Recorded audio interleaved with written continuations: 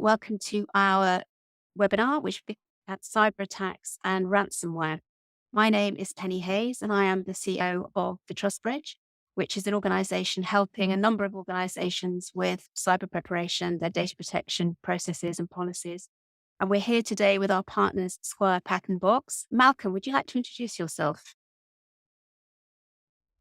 Yes, thank you, Penny. So my name is Malcolm Dowden. I'm a member of the Global Data Protection, Privacy and Cybersecurity team at Squire Patton Boggs. We cover the US, the UK, the EU, Middle East, Southeast Asia, Australasia, pretty much anywhere in the world that data is flowing to and flowing from. And as you'll find out in this session, ransomware has been quite a big issue on our agenda of the month. That's right. And our other panel member here is my colleague, David. David is the CTO of TheTrustBridge. David, would you like to introduce yourself? Thanks, Penny. Yeah, I've got a background. One time I managed security on at the time, the world's largest private trading network, trading $3.5 trillion a day. And I've managed global SOCs servicing FTSE 500 companies. Great. Thank you both very much. And thank you for being on our panel today. Cyber attacks and ransomware seem to be on the increase.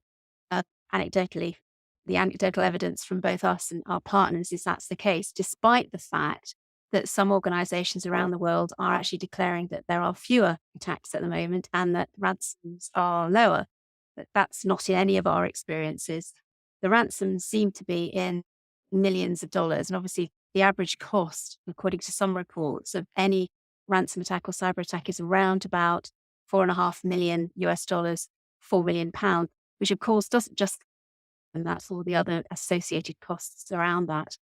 There are some new regulations in the EU and the UK relating to testing for organizations to ensure that they are prepared for any cyber attack or in fact protected against those, which we'll talk about in a minute. And of course, earlier this month, the United States National Cybersecurity Strategy was published, which was really placing a much more significant responsibility for cybersecurity on all organizations. To quote them, they want a defensible, resilient digital ecosystem. That, together with things like the US government and the UK government getting together to put sanctions on some recognized criminals, and also a concerted effort to try and coordinate against some of these attacks. Really, that's the background on which we're going to dig into some of these issues today. We're going to look at the types of attack. We're going to look at payments, should you or shouldn't you pay? And we're also going to look at some of the regulations and the fines that actually are associated with that. We're going to talk about what we should and shouldn't do and actually the consequences of any activity. So to start, Malcolm, it's not as simple as just paying the ransom, is it? No, it certainly isn't. And we need to, I think, look at the effect of various types of ransomware attack. We need to look at the time period over which those attacks are prepared and launched. And from that, essentially assess the responses that an organization can arrive at in order to protect their position. The headline on this, I'm afraid, is that if you're hit with a ransomware attack and you are unprepared, there's likely to be very little by way of good news that's available for the reasons that I'll walk through in this session. So the absolute takeaway from this session is the importance of preparation. Perhaps if I can begin by talking about how attacks have been launched and the experience that we have gained and that regulators have been observing over the past few months, and see where that takes us. So begin with ransomware, type of malware that essentially puts a layer of encryption on data within a system or a network. It locks that data, denies access to programs and systems unless and until a ransom is paid. And those ransom demands are normally made in currencies, very often Bitcoin, because of the difficulties of tracing the recipients of those payments. So that's the classic view of how ransomware affects an organization. And there'll be issues around Bitcoin, presumably as well, which I hope you're going to cover. I certainly am. Now, a couple of other practical points I want to begin with. And the first of those is that recent experience has demonstrated that there is often a period of weeks or even months between the initial introduction of the malware and the actual launching of the attack. And what's happening in that period is that the attackers are probing the system for vulnerabilities. They are looking to launch lateral attack. They're looking for access to accounts that have privileged access to things like administrator funds. So these attacks can be lurking and ready to go for quite a period before they become apparent. The other point to really highlight at this stage are that although classic ransomware is concerned with locking access to data unless a payment is made, we've also seen examples of data being filtrated or stolen, essentially as part of the attack, essentially so it can be bundled up and made available on the dark web marketplaces. And in particularly sophisticated attacks that the European Data Protection Board have highlighted, that data exfiltration can be concealed by editing the log files that record activity in and out of the system. So ransomware isn't just locking.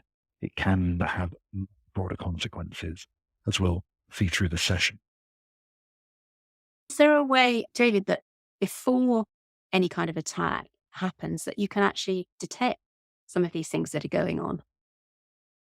Yeah, there's actually quite a few ways that a lot of companies now, and even the new ISO 27001 standard, one of the controls now is, do you have DLP? Do you have a scene, which is a way of looking at logs and detecting whether things are happening. The government guidance as well also says, have you got things in your network that prevent lateral movement? As Malcolm just said, if you can find one server, you can find the rest if that's not prevented. So there are layers. And now, at one time they were nice to have, and now really they're now being seen as best practice. I think in the top 5 recommendations from the Biden administration, and I think the same on the NCSC website. Yeah, and Malcolm, you're going to talk to us about some of the rules and regulations that have been recently introduced. Yeah, absolutely. So this is the next slide, I think, Penny. So the critical question here is, if we're in a position where an organization has been hit with a ransomware attack and isn't able to essentially get around that, the consequences of the attack, the question is, would it just be quicker and easier to pay the ransom? And the question of paying ransom came to the attention of the National Cybersecurity Centre and the Information Commissioner's Office. And those two bodies issued a joint letter in July of last year addressed to the Law Society. And the reason that it was addressed to the Law Society was to remind us, the lawyers, that we really shouldn't be advising clients that paying ransom is a safe and sensible thing to do. Beyond that, the National Cybersecurity Centre's position was that paying ransom essentially encourages the threat actors, encourages the attackers, and is not to be encouraged. From a regulatory perspective, the Information Commissioner's Office emphasized that paying a ransom is not a mitigating step that will be recognized. So if there are data breach issues as a consequence of the attack, paying the ransom, even if the result is that you obtain decryption keys so that you can regain access to data, that will not in itself reduce the severity of importance. You don't know what happened to that data whilst it's been out of your control, presumably. Exactly. Once it's out in the wild, even if you get the decryption key, you've necessarily been able to protect the rights of data subjects. Of course, the problem is, when you're under tremendous stress as a senior executive and your business is threatened, I suppose the immediate reaction is to pay in order to get everything back on track. But clearly there are lots of consequences of that. There are. Though, with that background of the very stern advice from the NCFC and the ICO, we move to the next slide just to look at some of the legal questions here. Now, Let me emphasize this. Paying the ransom is not in itself unlawful. Okay. That's not kind of a contravention of the law in itself. But the risk that an organization carries if it pays ransom is of walking into offenses under other pieces of law. Right. And the main ones that we tend to think about are laws relating to sanctions, particularly significant given state-sponsored, state-backed ransomware attack at the moment. The laws that apply to the financing of terrorism and also to the potential to commit offences under anti-money laundering or proceeds of crime law, or even in some cases, again, where you have state-backed attack, paying ransom to somebody who is an official in the capacity of another regime could constitute an offence under the Bribery Act. So those are the areas where like incidental offences can be committed. Generally, in terms of proceeds of crime, we can take some comfort because if an organization were to pay using all them clean funds, then they don't become the proceeds of crime until they're in the hands of the criminal. That can be managed.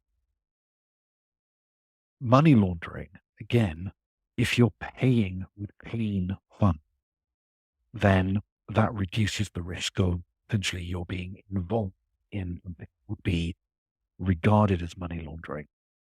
So those can land in a comfortable-ish place. Difficulty, though, with the anti-money laundering element is that you need to think, where are you getting the Bitcoin from, or where are you getting the cryptocurrency that's required to make the payment? So in some instances, organizations have been essentially resorting to trusted, verified third parties who hold stocks of cryptocurrencies for this purpose, rather than running the risk of obtaining cryptocurrencies from unregulated exchanges. We talk about due diligence and undertaking due diligence on ourselves, but can we do that on these people that we're buying Bitcoin from? It's easier if it's a regulated exchange, but Cool. broadly, if you have sources of Bitcoin that are not easily susceptible to due diligence, then you are running a risk of obtaining tainted cryptocurrency. One of the questions we've got here relates to cyber insurance. I did cover cyber insurance in greater detail in another webinar later this month. But the question here is it a mixed message to include ransom payments under the cybersecurity insurance policy? And the question probably we should give to an insurance company. There are obviously consequences here of paying out under insurance. Yes, I think the critical point there is that cyber insurance policies do very often include provision for making payment. As with any claim on an insurance policy, liaison with the insurer is absolutely critical.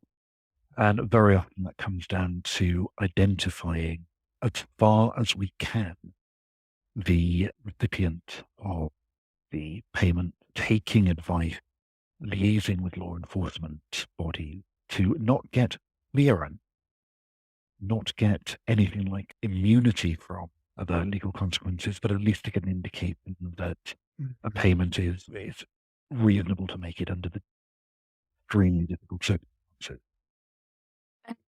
Going back to the subject of due diligence, this is something that we all do quite a bit of, not just on ourselves, but also on clients, but also in the third party, because of course, clearly a lot of breaches happen within the third party. David, have you got any advice on due diligence issues and what people should be specifically focusing on? I think there's a kind of couple of things actually. Even if you paid the fine, the ransom, fine comes later, I guess, Malcolm, you're still going to have to do a major rebuild of your infrastructure because it'll only get exploited again and again. So there's no kind of saving in terms of work you need to do really fast. We've seen companies, and if they're lucky, they're back up in operation within 3 weeks because they find the backups didn't really work and everything was out of date and unpatched, and they just had a knock-on effect and became a false magnifier on, you know what, we've now got to do a major refresh and we've got to do it fast because we have no business. And almost everything you can think of on some of the companies we work with, the government guidelines, I think we've listed 15 key ones that they recommend you do. Almost all those companies probably ticked at least 10 or 11 of those straight away. They had user IDs that weren't used for 7 or 8 years. Guess what? They were exploited. They hadn't patched for 3 or 4 years, even longer. And all that all comes together. The due diligence from a technical perspective on the companies who get hit is often not that hard, because quite often they've done very little. And I suppose the only kind of other kind of observation is it's always nice to think that you're dealing with a gentlemanly organization. When you do business with companies, there's rules and regulations. And if I say I'm going to buy something and you pay for it, you generally get it, even if it's not quite what you expect. When you're dealing with a ransomware, the rules are their rules. They're not rules. I pay you and you do something. You may pay them and they may not do anything and it may not work. And the rules may get changed while you're negotiating. So it's not quite so straightforward. And if you don't say pay within 2 hours, the price goes up. What do you do? That was another area I wanted to discuss, was timescales and also size of a ransom. And how can you sometimes measure that against the size of the organization? How do those kind of things work? It really depends on context. And one of the things that we've observed in practice is attackers having quite a sophisticated understanding of their target. So ransom demands might well be timed to coincide, for example, with merger and acquisition processes, or with quarterly valuation reporting deadline, or with other financial or regulatory obligations, so that the leverage, the pressure is greatly enhanced.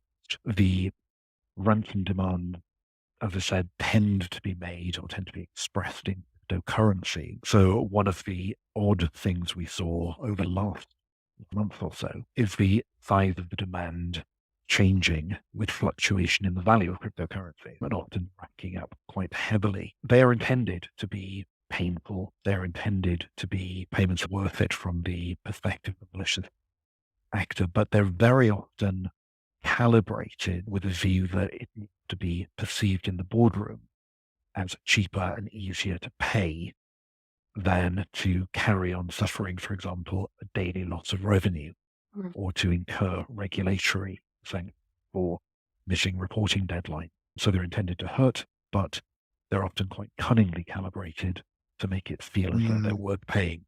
Sure. What the key element for some of us is communication. What should we be doing both internally and externally as senior managers? My classic case study that I always look at is the large mobile phone company that over in Australia that was severely hacked back in last year. And the CEO went missing for 5 days. There was no communication coming out from the company at all. So what's the sort of optimum that you can do as a senior manager for communicating out to your customers, but also internally? I think one of the very first things is to make sure that you have a response team with the right participant set up and practice any live incident have ever afflicted you. So the sorts of things that you need to bear in mind are that a ransomware attack might well be capable of taking down all of your systems, including your internal telephony, for example. So having alternative backup methods of convening your emergency response team is pretty critical. It can be really hard in the initial stages of an attack to work out what is happening and how far it's affecting your organization, systems, and network. One of the key points and practical experience of this, we have, in some instances, effectively had to accept that we were going to commit GDPR breaches by closing down systems, because it wasn't clear whether the attack was spreading at a pace. Yeah. So having those sort of decision points, go, no go point, communication plan in place as a matter of corporate preparation is hugely important. So I think you'll probably talk about simulation exercises later. Yes. That I think is key.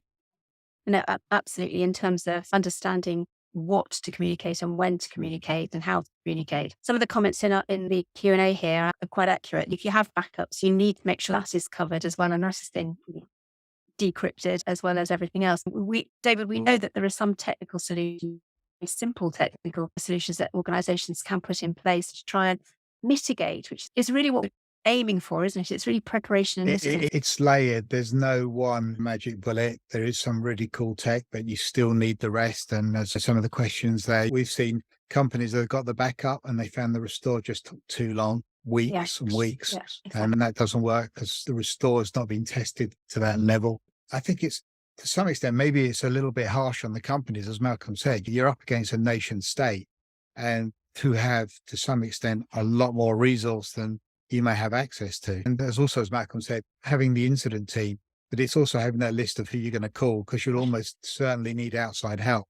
And you need those resources, companies, people to be able to 24/7 to be able to help you, because the quicker the response, the better the outcome. The longer it's left, the more dire it becomes really rapidly. And now it's often a matter of hours. It's not days. And Daniel's actually made that point here that would an organization be able to offset some of their risk by working through a third-party negotiation organization? Malcolm, I'm sure you've been involved in some of these negotiations. Is that something that happens with clients? It is, and it links also with the bottom bullet points on this slide while we're looking at due diligence.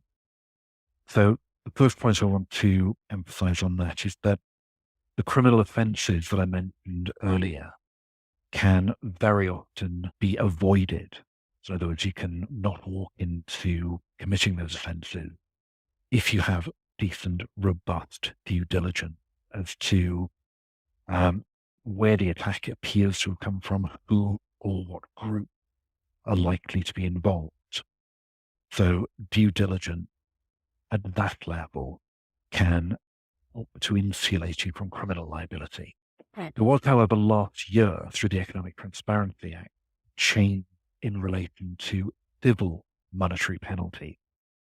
And that has created a sort of a residual, an immovable risk, which is that if your due diligence gives you no reason to suggest that the person to whom you're paying the ransom is on a sanctioned list or is an organization associated with the sanctioned person, if you have no reason to believe that they might be terrorist or terrorist financing activities, if you have no basis for considering that there's money laundering going on or that you're bribing a foreign official, then you may well be in the clear as far as those criminal offences are concerned. Civil monetary penalties have a much, much more of a trigger, and now if it subsequently proves that you paid money to a sanctioned person or organization, whatever your due diligence, you could still end up with a monetary penalty, which is limited at £1 million or half of the value of what you paid to the criminal organization. Presumably going back to what we say every time when we're looking at data protection laws, presumably you need to evidence all of this, evidence the decisions that you've made and the reasons why you've made those to limit the element of risk. Exactly. Yeah. Now, drawing those points together with the question, why would you look at third-party negotiation organization? Why would you be liaising with law enforcement? The answer is that those organizations very often have the links with law enforcement bodies and the experience of a particular attack to be able to recognize with a reasonable degree of confidence if an attack is likely to have come from a known source. And to pick up on David's point about it's their rule, an attack has been launched, there have been instances of law enforcement bodies recognizing the method of attack and essentially saying, from our previous experience, if you pay to these guys, then you are likely to get the decryption key. So in those circumstances, it may be pragmatic reason leaning in favor of payment. The due diligence carried out through with those third-party organizations can help in relation to criminal offences, but as I said, there is that residual of the due diligence being perfect, being accurate, because ultimately there is always an element of guesswork and looking at method, precisely because these are anonymous attacks.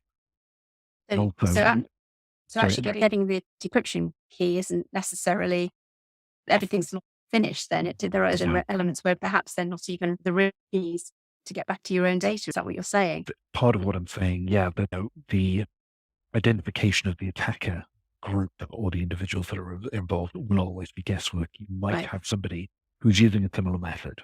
Yeah. That risk is amplified as we've seen a reasonably strong uptick in the use of ransomware as a service toolkit, where attackers don't necessarily themselves need to be terribly sophisticated in order to acquire essentially a method of attack that might, in some circumstances, look like the activities of a recognized group, but their conduct may be radically different from previous experience. And this also just assumes that this is a kind of clear-cut encryption only.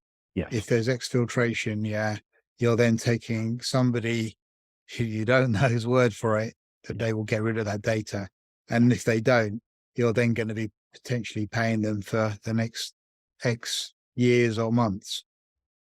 Absolutely. And that's one of the reasons for that delay in the attack, the gap between the introduction of the malware, system scanning, getting into the various systems and accounts.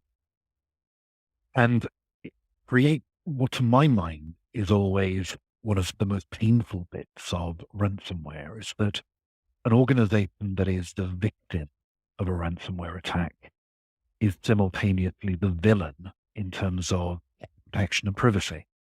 And if we just walk through that, the basic attack, locking down data, making it unavailable, that's very likely to be an availability breach in relation to personal data from a GDPR perspective.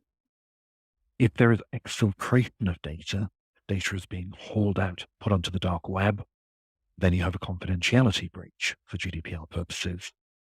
And even if you get the decryption key, we've seen quite a few instances of data being corrupted in the process of decryption. That is an integrity breach for GDPR purposes. Now, any of those breaches are likely to be tier 2, which means the higher figure, EU GDPR, but 20 million euros, 4% of global land turnover if higher, UK GDPR 17.5 million sterling, 4% if higher. So those fines are a significant concern. Yeah. On top of your ransom. On top of the ransom And the on top of publicity. compensation. Yeah. Oh, yes, of course. So individual data subjects who are affected by ransomware would have the ability to bring a claim for compensation under Article 82 GDPR. So your status as victim rapidly yields to your status as villain from a regulatory perspective. And of course, all these different types of breaches will probably result in data subject access and all of the work that's involved in that, which is taking people away from their day-to-day jobs or adding extra costs. So the whole thing is just snowballing in terms of the costs here. Absolutely cost. And as you say, there's opportunity cost. Yes. Okay. David, sorry, you were going to say something. Yeah, no, unfortunately, it's never ending. So it gets to that stage, as Malcolm said, you've got the privacy issues, and you've got the potential loss of business if your business can ever recover from that. And again, all of these different types of breaches that we're talking about here comes back around to what we were talking about earlier in terms of the communication strategy that any organization should have. And as you quite rightly said, Malcolm, there's something that we believe very strongly in is running simulations to actually help organizations basically work under the similar sort of stress that they would in a real life situation so that they can learn how to communicate and with whom they need to communicate. And David, as you said, there are almost timescales involved. And there's also a parallel stream on some of the ones that we've seen is that actually your internal communication system is compromised. So they know as soon as you do what you're thinking and what you're going to do. And it does your business continuity kind of plan for actually what if our internal communication is compromised? How do we discuss this without releasing all the information? That's if you're lucky enough to still have a communication system. And of course, escalation is always an issue in terms of if somebody suspects something's going on. You said it earlier, David, who are you going to call? But that's within the organization. Yeah, your outside resource as well, because you will not have enough resource. Having said that, a number of companies that we've worked with who have got hit by ransomware, I have to say their security is really good now. Yeah. It's in a different league to many companies. Stable doors and all that sort of thing. But that brings us to the next point of what can you do? And again, we're always advocating preparation and mitigation really, rather than a sort of response. So what are the key things that we should be doing to try and avoid being attacked in this way? I'll start with that. And I think a really good reference point is the guidance that the European Data Protection Board put out in terms of what constitutes a notifiable breach from a data protection perspective. And one of the examples that the European Data Protection Board gave was a ransomware attack. And they pulled out the hallmark of a low risk, non-notifiable attack.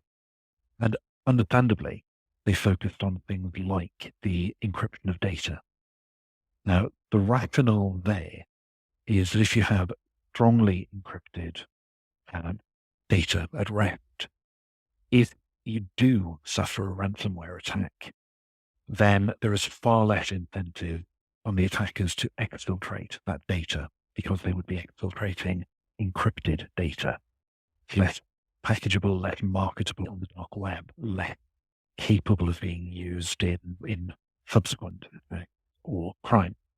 So encryption of data is a real key. There is a very, pessimistic, futuristic concern there, which is that we're still seeing some examples of encrypted data being exfiltrated. And one of the explanations for that is that encryption technology is undergoing change as things like quantum computing evolve. So data which is strongly encrypted today may well be not strongly encrypted in the future. So we do need to think about the risk 2, 3, 4, 5 years down the line if a bulk of data has been exfiltrated. And also, encryption is also dependent on access control. Yeah. So having MFA as a bare minimum, Yes. ideally kind of FIDO2 rather than just MFA with normal verification and patching. Explain that, David. FIDO2? FIDO2 is where you actually have a token that you put touch your phone or into your laptop. Yeah. So you actually have to be at that laptop to have that access rather than I have just logged in using an authenticator or a text or whatever. Some of the large tech companies have used it and they reckon they haven't had a takeover breach in years when they use that technology. Are they sure? They reckon so. And of course, we talked about backups earlier. How do you make sure that your backup hasn't been compromised at the same time? Again, looking at the guidance or the indications from the EDPB, I think the sort of real tagline here is that you need to make sure that your backups are kept physically, logically separated from your main system so that you have that distinction between your live, potentially compromised system and the backup that you'll be looking to trigger as your failover arrangement. You have to recognize the risk that your backup could be as compromised as your main system and take advanced measures to create a kind of cordon sanitaire in relation to this backup. It links with David's points on access control and multi-factor authentication. It links with training of staff.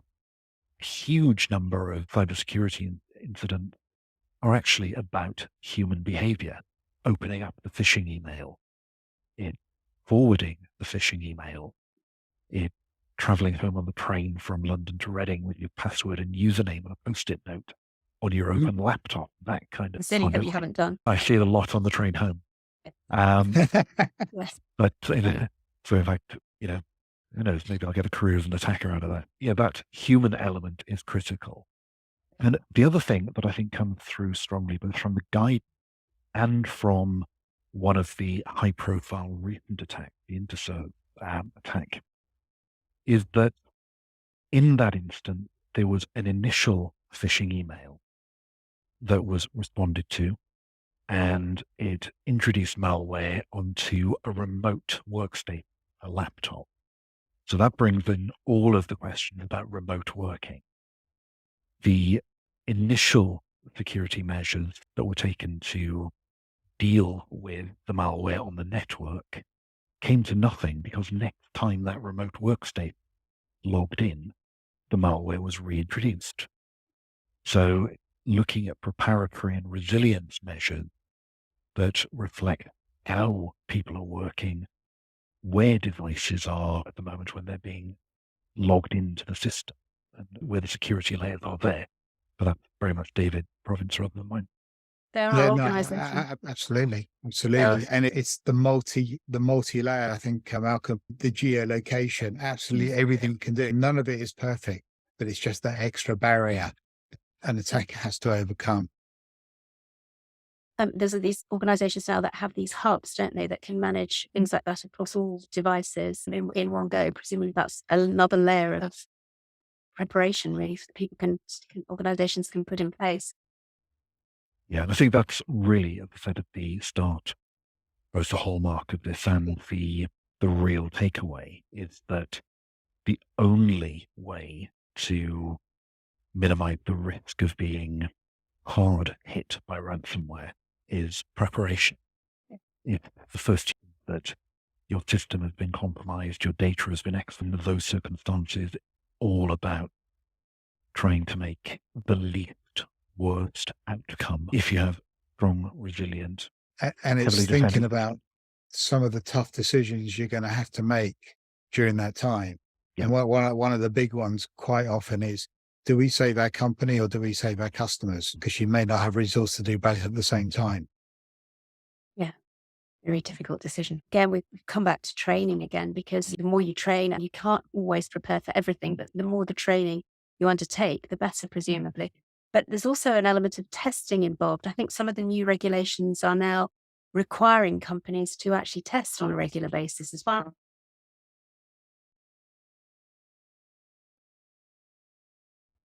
Did you can pick some? Right. Yeah. I mean, there's definitely implications, especially some of the European legislation coming out now. It's inferring that you need to be as ready as you can be for these things. Yeah. Which means that testing of crises. Yeah. A lot of companies are doing it. It's becoming an insurance requirement for many companies as well to do this. And I think a lot of companies are getting benefit out of it as well, because suddenly they're realizing actually some of these decisions are not everyday decisions. They're things that there may not be good, there may not be any good outcome, but it's just going to be better than the worst outcome. And someone's got to make that decision Under stress. Yeah. under stress. Yeah, because it's always 3 a.m. We never see anything. I don't know about you, Malcolm. We never see anything past before Thursdays normally. It's always Thursday night, Friday night, or Saturdays when you're down Sainsbury's, or I am anyway. Yeah, you can probably infer that from the back of the eyes. In terms of the regulations as well, it's always important to kind of recognize that there are different sectoral regulations and obligations depending on your place in, for example, critical infrastructure. Yes. So we're seeing greater weight being placed behind resilience measures, just in terms of insurance, but in terms of direct regulatory intervention when it comes to organizations that, for example, are within the scope of the NIF regulations, if you're looking at organizations that have a role in the delivery of critical services, communications infrastructure being one of the main ones.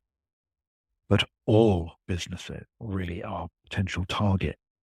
So even if you're in a sector not specifically subject to regulation, this is a business critical boardroom decision. Absolutely. But going back to what we've said before, training in order to prepare people, but preparation is absolutely key to all of this to mitigate any potential risk, but also to learn and know what to do, how to escalate, how to communicate, what decisions to make. So that's all really key. That was really helpful and really interesting that there are some consequences beyond payment of ransom, which perhaps some of us didn't necessarily realize before. I'll open up the floor if there are any questions. We've addressed some of the questions as we've gone along, but if anybody else has any other questions and we would like to either put them into the chat now or email them to either me or Malcolm after this event, it'll be fine and we'll take a look at all of those and come back to you. I'll make sure this recording is available as well for anybody that wants to go through and listen to it again. Any final thoughts that either of you have that you'd like to put out? Malcolm? I think just to reiterate that any organization is at risk. Every organization is at risk because increasingly, as we see ransomware as a service rolling out, there's a predictability of targeting has diminished. We've also seen, in terms of geopolitical situation, the use of things that are not just wiperware, but ransomware, but wiperware attack. The objective of which is not to extract a ransom, but to essentially foment, disrupt chaos. And some of those wiperware systems are now finding their way through into the as-a-service toolkit on the dark web. So we might well see attacks being launched, frankly, just for the fun of it by Yes. the threat actors. Yeah. So in those circumstances, resilience, preparation, physically and logically separated backup are absolutely key. Critical. Yeah. Yeah. And David, I'm sure you would reiterate all of. Yeah, absolutely. And probably just one thing to add on that. I don't know that we've ever worked out a percentage, but a large percentage of the clients we see that got ransomware, yeah, they were vulnerable, but they were vulnerable because of their supply chain. And the actual source of this came from their supply chain. And that's Probably, I don't know, at least 50, 60% of the time, because they hadn't thought about the supply chain, and the supply chain overlapped into their business. And that's where it made the entry.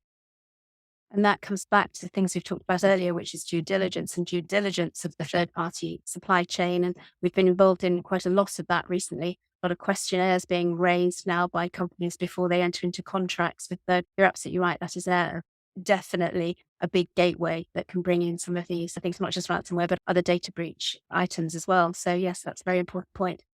Thank you both very much. We'll see you soon on our next webinar, which will be looking probably at cyber insurance and whether or not it's worth paying for it or not. Thank you very much indeed, Malcolm. Thank you, David. Thank you. We'll see you soon. Thanks, Bye Ben. now.